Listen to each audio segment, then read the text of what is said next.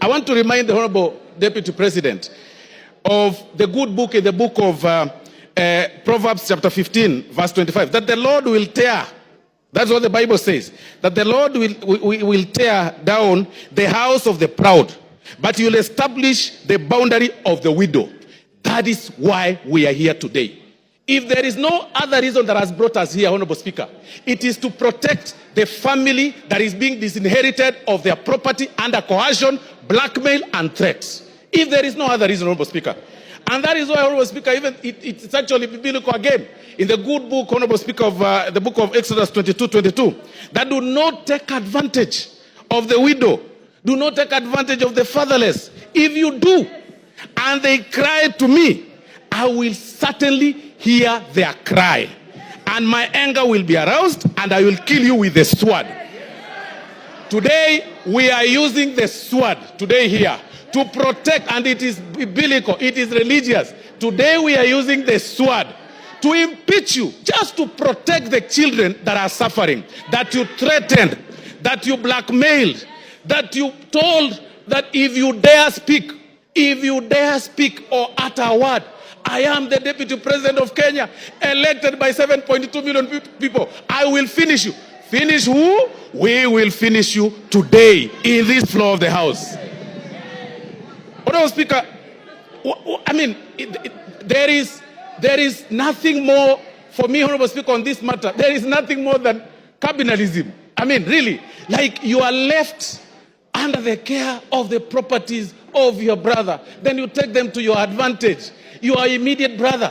Then on TV you tell us that, you know, in the will, my brother gave me, and then he gave my wife, then he gave my sons. What about his children? What about his widows? What about his sons? What about, how proudly can you say that you are only enjoying the property of your brother? For that reason alone, Honorable Speaker, we say Gachagua must go.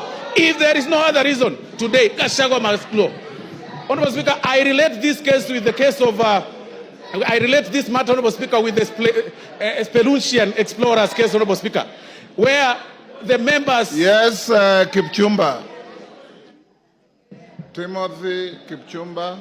Honorable Speaker, I rise pursuant to Standing Order number 91 on the issue of statement of facts. Honorable Speaker, is it in order for the Honorable Osoro to claim that the Honorable Rigathi Gachagua disinherited the wife of the late brother? Honorable Speaker, can he table the facts before this House that he disinherited? Honorable Kipchumba. Order, Osoro. Honorable Kipchumba. Those are the facts that the move of the motion placed on the table. It appears you probably were not in the House then. Finish up, Osoro. Honorable Speaker, I'll refer the Honorable Member to pages 16 to 30 of this very motion that was tabled in this House, Honorable Speaker. And these are facts. And I've also said that, Honorable Speaker, on this particular matter, the threshold is on the 2/3, and we're also working on the balance of probability. We are looking at this matter on how the facts relate or place themselves on the table from the transfer of the properties and also the registration of the companies. I mean, it is clear, the facts are contemporaneous. Nobody, unless you don't need to be a rocket scientist to identify this whole thing, Honorable Speaker. And that is why, Honorable Speaker, for this reason, for this very reason, Honorable Speaker, I want to say that I support the impeachment. Please, let's make it early. Even if it is 6, Rigathi Gachagua must go.